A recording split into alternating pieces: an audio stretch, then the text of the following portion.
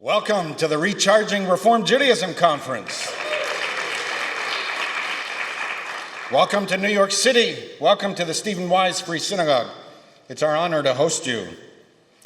We're very pleased, amazed really, to see so many friends and supporters. When we first began to brainstorm about a possible conference, we anticipated perhaps several dozen colleagues might attend. What began as a trickle soon became a torrent of interest from the broad spectrum of Reform leadership, representing much of the glorious diversity of our movement: rabbis, cantors, educators, administrators, and lay leaders of synagogues of all shapes, sizes, and geographical locations, as well as other organizations such as Hillel and national and international Reform institutions. The conference planning committee alone soon mushroomed to 90 colleagues. And it began to dawn on us that we were onto something much bigger than what we initially thought. That there is a deep hunger for gathering together in this manner, organic, grassroots, and informal, to discuss the future of our movement and North American Jewry. Hinei matov u'mana'im shevet achim gam yachad. How good it is for brothers and sisters, colleagues and friends, Jewish professionals and volunteers to gather together after the severe isolation imposed upon us over the past 3 years. Just to be with so many partners and friends to discuss ideas, values, and beliefs is a great joy. Why are we gathering? While we may each have a different perch from which to observe and understand the Jewish community, I think that what brings most of us here and now is a sense of urgency that we are at an inflection point in the history of North American Jewry and the Reform movement. That fundamental and rapid changes are unfolding before our eyes that have already and will increasingly challenge our vitality and well-being. A sense that we need each other to identify the key challenges ahead so that we may craft effective responses that will strengthen the Reform movement we love and the Jewish people we serve. Now, when I refer to the Reform movement, I do not mean any one of us separately. I mean all of us together. Outcomes are the product of our collective and cumulative efforts. For example, the numbers of graduates seeking to become Jewish professionals reflect, at least in part, the scope and success of our collective youth engagement years before people contemplate career choices. The uniqueness of this gathering in conception, design, and execution is in our understanding that none of us is bigger or smaller than the Reform movement. We are, all of us, entrusted with the precious legacy of ages past, and in our collective hands lay much of the destiny of the North American Jewish community. We have identified 3 central ideological pillars that we think are most relevant for recharging Reform Judaism. There are more, but these are the ones that the dozens of us on the planning committee eventually settled upon as constituting what we believe are our highest priorities at this moment in time, and we will spend the next 2 days together discussing them in depth. First, the fraying commitment to Zionism and the increasing distancing between North American liberal Jews and Israel. Second, rediscovering, recharging, and restoring the optimal balance between universal values and Jewish peoplehood. How to ensure that Tikkun Olam remains rooted in Klal Yisrael, that our efforts towards social repair emerge from and are a reflection of our deepest commitment to the particularistic covenant of the Jewish people. Third, refreshing our religious commitments in an increasingly post-religious century. How to develop the ideas, vocabulary, and ritual practices that will kindle the innate spiritual yearnings of every human being and inspire more of our congregants, as well as many others in the Jewish community who are disengaged, unaffiliated, or spiritually adrift. The stakes today are very high. For those of us who believe that of all the many agencies instilling Jewish literacy, cultivating Jewish identity, and advancing Jewish continuity in North America, of all the many agencies that deal with these matters, for those of us who believe that synagogues are the most important of all, it is deeply worrying that the dramatic growth of our movement in the 20th century appears to have peaked, and our institutions seem to be contracting, not expanding. While there are some important and notable exceptions, broadly speaking, our numbers, our vigor, and hence our revenue are in decline. And a pandemic exacerbated and accelerated these trends. We are not alone. These developments are unfolding across the spectrum of liberal religious denominations in North America. But the fact that we're not alone does not diminish the need for us to respond with all of the energy and creativity within our collective powers. Jews have always been good at that, confronting changing times head on and devising new ideas and new strategies to reinvigorate Jewish life. I wish we surveyed our own movement in depth, because we would ask different questions than the large agencies that study North American populations, and we would uncover data that would be uniquely important to our specific efforts. We would zero in on motivations and practices that would reveal much more about our congregants. What are their values and beliefs?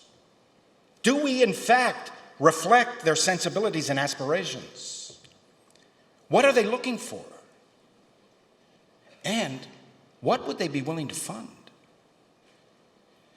We would investigate why enrollment in Reformed professional schools is declining. We would learn more about the commitments, motivations, and beliefs of our future clergy and educators. Why do they want to be Reformed Jewish leaders? What are their views about the great religious, political, and cultural issues of the day?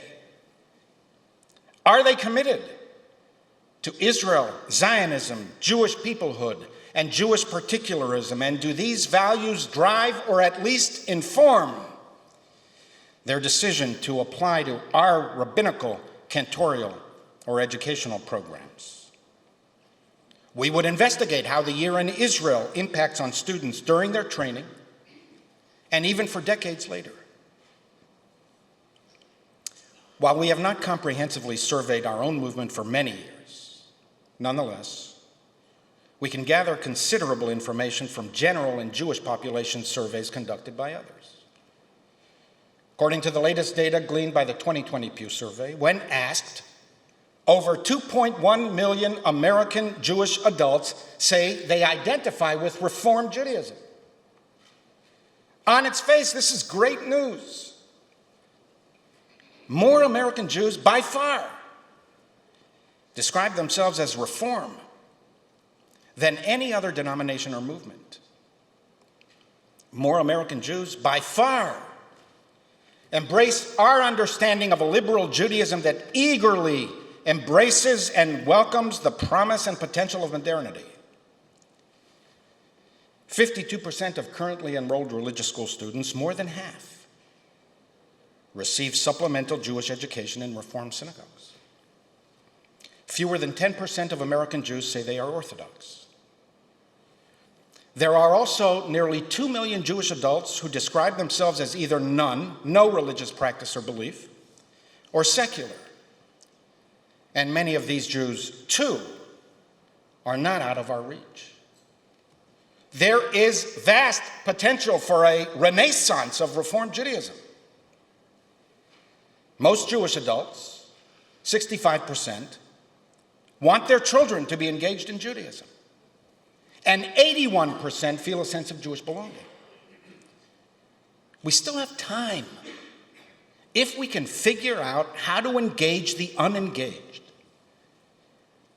The data point to engagement as the key to Jewish continuity, both in the broad community and certainly in our own synagogues. And here, there are worrying signs. While over 2 million Jewish adults describe themselves as Reform, only 555,000 of them actually affiliate with a Reform synagogue. Contrast that with an affiliation rate of 56% for conservative and 93% for Orthodox Jews. And how to account for the many liberal Jews, including young adults raised in our own congregations, who find more interest and meaning in Chabad activities than our own. According to a recent study by the Jewish Educational Project, enrollment in supplemental Jewish education declined by 40% between 2006 and 2019. The only exception was Chabad-run supplementary schools. Only 34% of American Jews are affiliated today. If we can attract more Jews, we will keep many of them. They will return to our congregations as adults and will add immeasurably to the strength and vitality of the North American Jewish community. Nearly 90% of adults raised Jewish are still Jewish, according to the 2020 Pew Survey, and 2/3 of adults raised Reform still identify as Reform. We need to find ways to engage our own congregants much more deeply and attract many more North American Jews. We must figure out how to reverse, or at least to slow, widespread Jewish illiteracy, disaffiliation, and disengagement. We delude ourselves if we think we can overlook pervasive detachment and still sustain Jewish continuity in North America. Sooner or later, the protecting walls of Jewish nostalgia and generational loyalty will collapse under the mounting pressures of illiteracy and disinterest.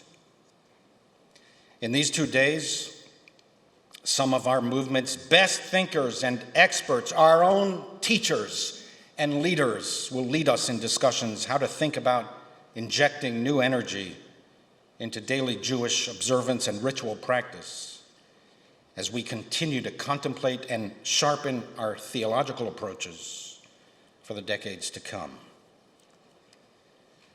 We're not the only ones to recognize the urgencies of our times.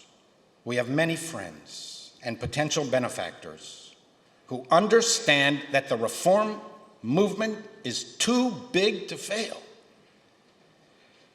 All who care about the health and well-being of the Jewish community realize that as goes our movement, so goes much of North American Jewry. It's why there are many individuals, philanthropies, and communal agencies that are willing to support us, who may not even consider themselves Reform or liberal.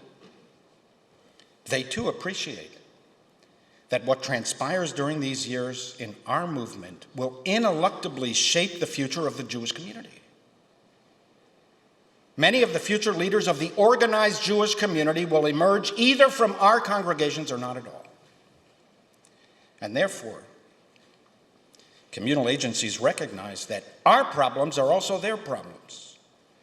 And hence, they are willing or can be persuaded to encourage us, help us, and fund us. Our challenges cannot be adequately and comprehensively addressed by technique, by tinkering with this or that program or overhauling this or that initiative. It's a question of values. All of life begins with ideas and commitments. Values come first, and then we create the organizational infrastructure to propagate them. We do not first build a program and then figure out what are our principles. First, we have deep-seated beliefs, and then we build institutions and initiatives to disseminate them. When it comes to the three central pillars of this conference, we cannot shy away from the intensifying ideological struggle unfolding within the North American liberal Jewish community. To retreat from the competition of values is to leave the field wide open to those who are willing to engage. Mindful of our affection and respect for each other, relationships built up over many decades, I hope that during these 2 days, we state our views and critiques with clarity and conviction. Judaism is a tradition of machloket, disputation, disagreement, and debate. We do not take offense when we disagree with each other. To the contrary, Jews are offended when we too readily agree. If we feel we have taken a wrong ideological turn, we need to say so and lay down counterclaims. This conference reflects the will of its participants to roll up our sleeves and engage the debate vigorously, energetically, and forcefully. Some of you may know, I am especially concerned that those of us who are unshakably committed to the central religious value of Jewish peoplehood have not been vocal or effective enough. I am troubled by weakening attachments to Israel, the most eloquent expression of Jewish peoplehood in our times. I fear that we are losing the soul of the Reform movement. For the record, like so many of us, I am appalled by elements of the current Israeli government. We will never sanitize ultra-nationalist extremists and religious fundamentalists. They are out of the mainstream and beyond the pale of normative Jewish and Zionist values. They do not own Judaism, despite them feeling they do. And to oppose these wayward ideologies is positive and constructive Zionism in action.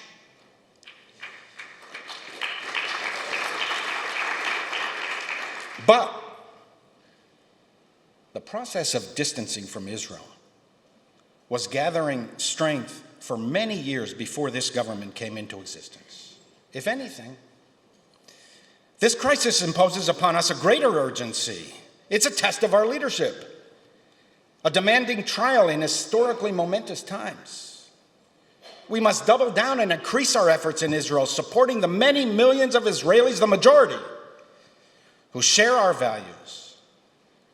That should be our response to those in our community who seek to walk away. I worry deeply that increasing numbers of liberal young adults, including those entering Reform Jewish leadership, express indifference to Israel, or worse, opposition not to the policies of Israeli governments, but to the very legitimacy of the Zionist enterprise and the Jewish state. To critique decision makers is what Jews do. It's a sign of health, energy, and vitality. To turn against Israel, to join our ideological opponents and political enemies in castigating Zionism is a sign of Jewish illness.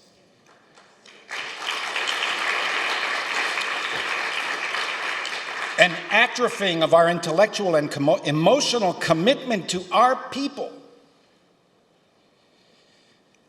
Israel is the Jewish people's supreme creation of our age. When you analyze what it took over 19 centuries to create and defend this tiny country, you may point to historical, sociological, political, economic, and a host of other factors that brought the modern Jewish state into being. But at some point, you just have to step back and marvel at the inexplicable miracle of it all. According to the laws of history, it was impossible. There shouldn't even be Jews in the world. We should have disappeared long ago, as all the other nations of antiquity that lived by our side, including the superpowers of the ancient world, who were destined to rule forever and who were convinced that they finally destroyed these pesky Jews. The first mention of our people outside the Bible is in the Merneptah stela from approximately 1200 BCE. You can see it in the Cairo Museum, wherein the Pharaoh of Egypt proclaims, Israel is laid waste, its seed is destroyed. I destroyed the Jews. This is history's first ever reference of our people. Given the growing hostility to Israel in our circles, liberal and progressive spaces, and mindful of the increasing disdain for Jewish particularism, it's not enough for us to proclaim our Zionist bona fides every now and again, often expressed defensively, with so many qualifications, stipulations, and modifications that our enthusiasm for Zionism is buried under an avalanche of provisos. It's not enough for us to issue occasional press releases or tweets that we are a Zionist movement committed to the age-old religious value of the covenant of the Jewish people. We are the leaders. We must lead. We must be proactive. We must aggressively counter intensifying and expanding anti-Zionist, anti-peoplehood forces in liberal spaces throughout the Western world.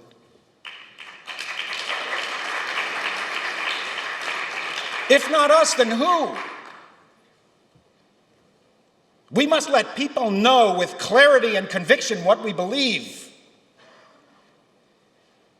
We must take on forces in American society, whether local or national, grassroots or in the halls of Congress, with whom we may agree on many other matters, but who disdain Israel, support our enemies, or are connected with elements in American society that hate Jews. We cannot march arm in arm with Israel haters, lending them our moral authority and confusing our own followers.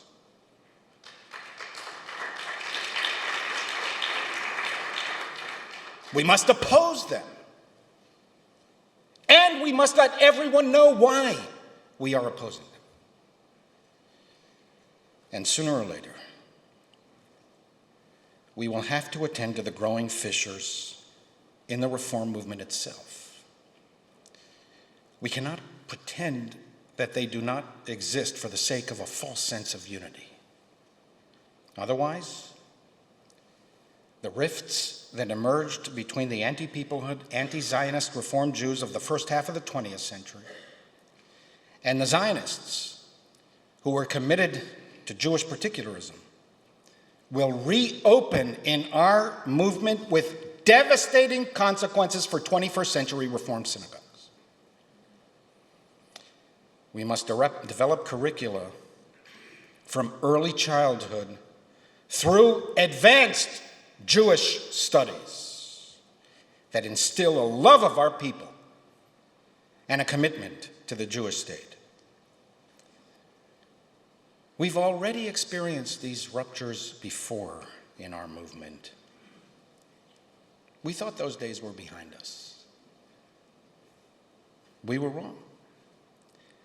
There is something innate in the philosophy of Western Jewish liberalism that inclines us to elevate universal aspirations not as complementary to or a reflection of Jewish peoplehood, but as its replacement.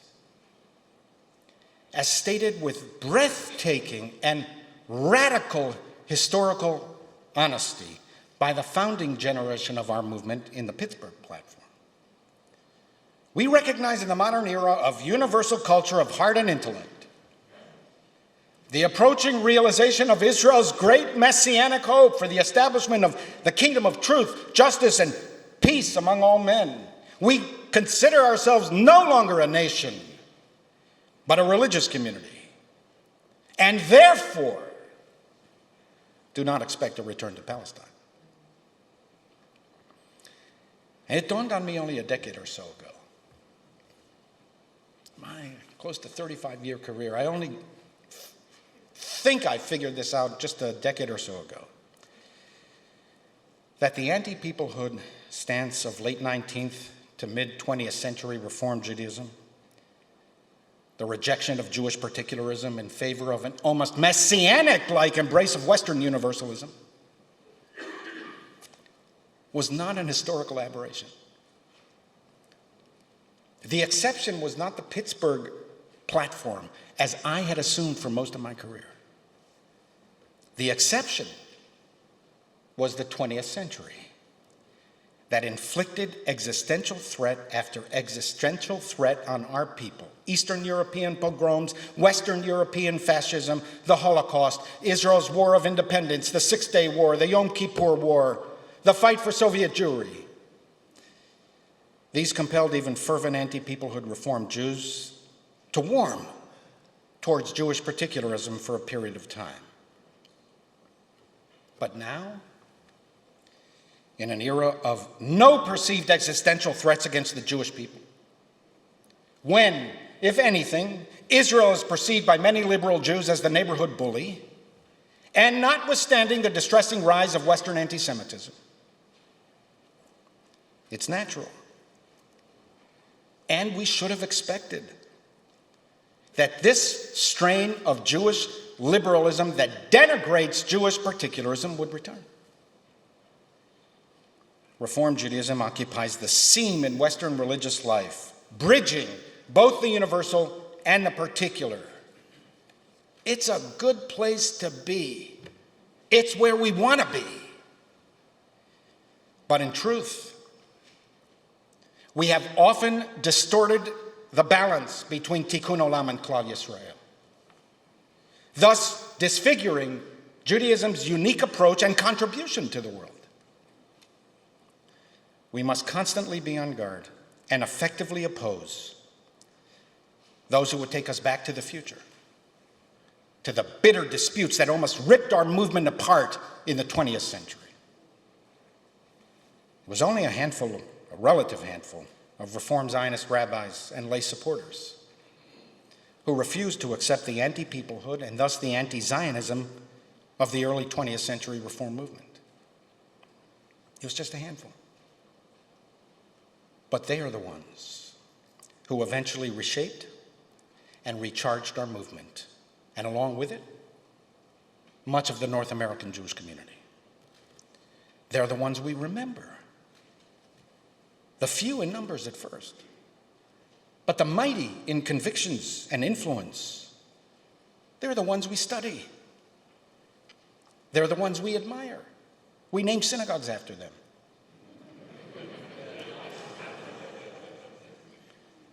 They knew we had taken a wrong turn.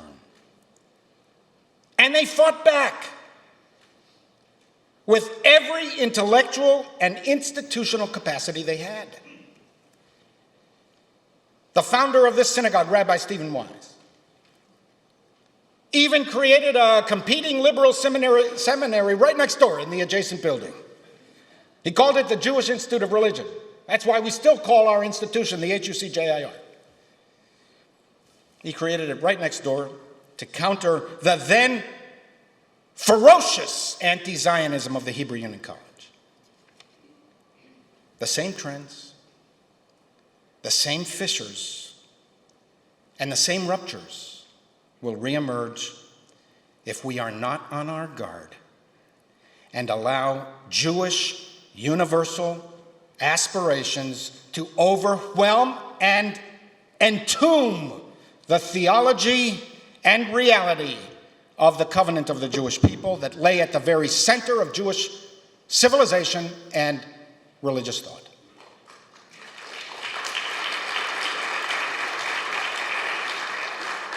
At no time in the history of our people,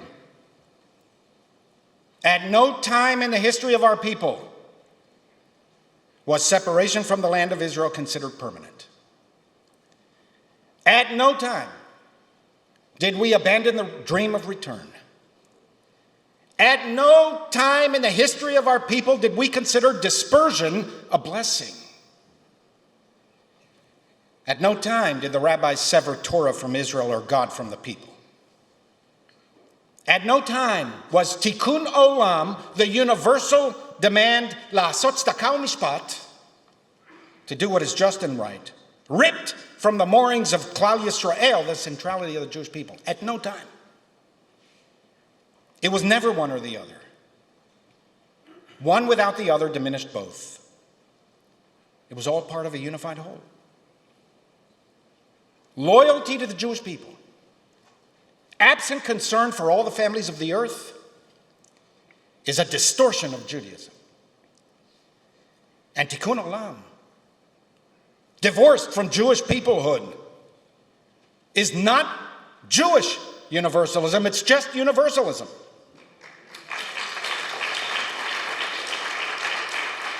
It's more Kant than Kiddushim. It's more Montague than Micah. More John Locke than Jeremiah. More Mill than Malachi. To contend that the Hebrew prophets only cared about repairing the world and not about the well-being of the Jewish people, qua people, is to misunderstand and disfigure the entire prophetic tradition. Judaism absent Jewish peoplehood is not Judaism. It's something else. Whenever Jews abandoned their ideological or practical commitment to Am Yisrael, they eventually drifted away. This was precisely the accusation leveled by Abba Hillel Silver towards his anti-Zionist colleagues in the pre-war years. By continuing to insist that Jews are no longer a nation but a religious community, Silver contended that Reform rabbis were reconstituting Paul's insistence upon a religious creed entirely divorced from nation and land. In a scathing critique, he noted that this declaration of Reform rabbis was the first of its kind ever made by an assembly of Jewish religious leaders, implying that had the Reform movement continued down this path, we too would have eventually drifted away from Jewish civilization.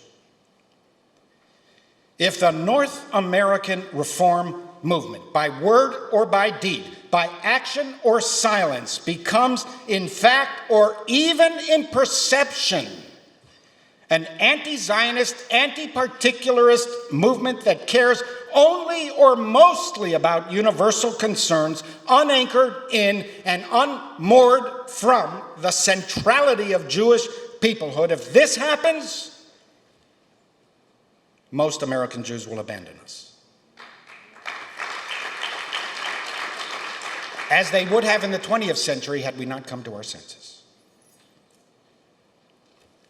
With your indulgence, I end on a personal note.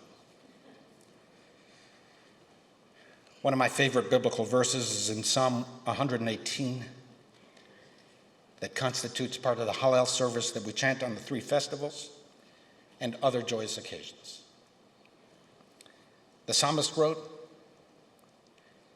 Even ma'asu abonim hayta lerosh pinah. The stone that the builders rejected has become the cornerstone. Whenever I hear this verse, I immediately think of my father of blessed memory. Those of you who worked with him or remember him might know that the great efforts to build our movement in Israel were highly controversial, especially in those early years between the 1970s and the end of the 20th century. Many senior Reform professionals and lay leaders were convinced that diverting resources to Israel was futile and would actually harm the North American Reform movement. It would bankrupt the movement. Some of these controversies are documented in the American Jewish Archives in Cincinnati. My father showed me several exchanges before he died. It makes for fascinating historical reading. Had the sentiments of the many of the North American Reform movement prevailed, there would be no Beit Shmuel, no Merkaz Shimshon, no kibbutzim. We would not have joined the World Zionist Organization. And few of the dozens of Reform synagogues, community centers, youth groups, and educational facilities that we are rightly so proud of in Israel would have been built. Is it conceivable to imagine North American Reform Judaism now, half a century later, without what we have built in Israel in the past 50 years? That too was accomplished by a relatively small group of Reformed Jewish professionals and their dedicated, doggedly loyal, and generous lay supporters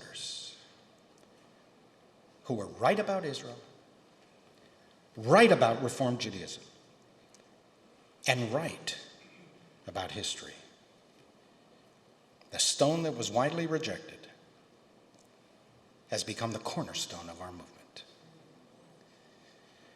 May it be that our gathering over these 2 days be looked upon in future years as the cornerstone of a glorious century to come for the Reform movement we love and for the Jewish people we serve.